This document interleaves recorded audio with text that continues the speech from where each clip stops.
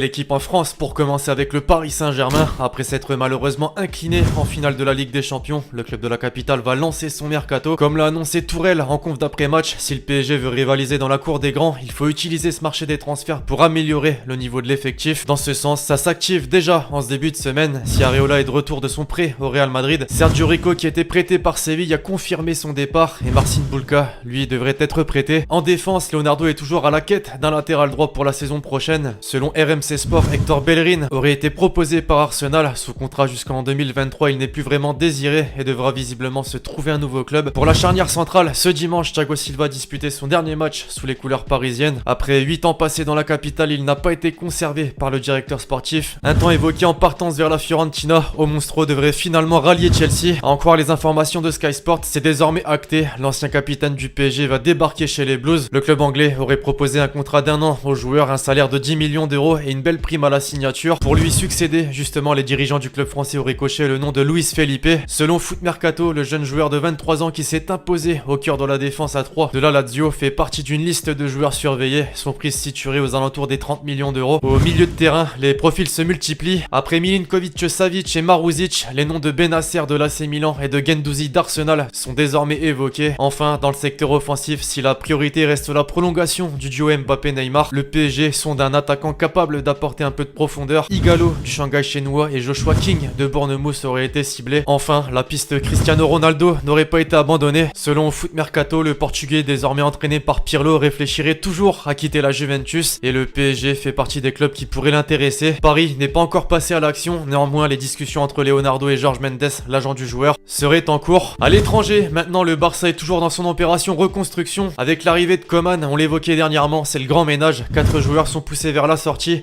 Umtiti, Rakitic, Vidal et Suarez ne seront pas retenus. Si 3 d'entre eux n'ont pas réagi publiquement, l'Uruguayen n'a pas hésité à rappeler dans les colonnes d'El País que son objectif est de rester au club, et ce, même s'il venait à perdre sa place de titulaire au sein de l'effectif, mais que si le club estime qu'il n'est pas indispensable, il ne voit aucun problème à parler avec ceux qui décident pour trouver un nouveau point de chute. Le 3e meilleur buteur de l'histoire du Barça semble visiblement plus proche d'un départ. Justement, à en croire le quotidien catalan Sport, le PSG aimerait profiter de sa situation pour l'enrôler afin de concurrencer Icardi, mais aussi en vue d'avoir de nouveaux arguments de poids pour faire prolonger Neymar, avec qui, je le rappelle, il s'est très bien entendu durant leur temps commun en Catalogne. Ensuite, ce qui a fait la une partout en Espagne ces derniers jours, c'est la première rencontre entre Messi et son nouvel entraîneur Koeman. Le néerlandais a tenu à lui dire de suite qu'il comptait sur lui pour être le leader du nouveau projet. Malgré tout, la Pulga a rapidement fait part de ses doutes concernant son avenir. Actuellement, il regarde plus à l'extérieur qu'à l'intérieur. Une phrase justement qui a fait le tour de la planète football. Il n'en fallait forcément pas plus pour relancer les rumeurs. En Italie, on estime que l'Inter aurait déjà fait une approche. En Angleterre, Manchester City compte ses sous pour l'opération. Et en France, il y a peu d'espoir. Mais comme l'a dit Tourelle en conf d'après-match, je cite, quel entraîneur dirait non à Messi? Affaire à suivre donc. Sur le côté des arrivées, l'ancien sélectionneur des Pays-Bas espère faire venir certains de ses compatriotes. Memphis Depay, Donny van de Beek et Georginio Wijnaldum sont les premiers noms évoqués. Outre-Manche, Chelsea ne s'arrête plus. Après les arrivées d'Hakim Ziyech, de Timo Werner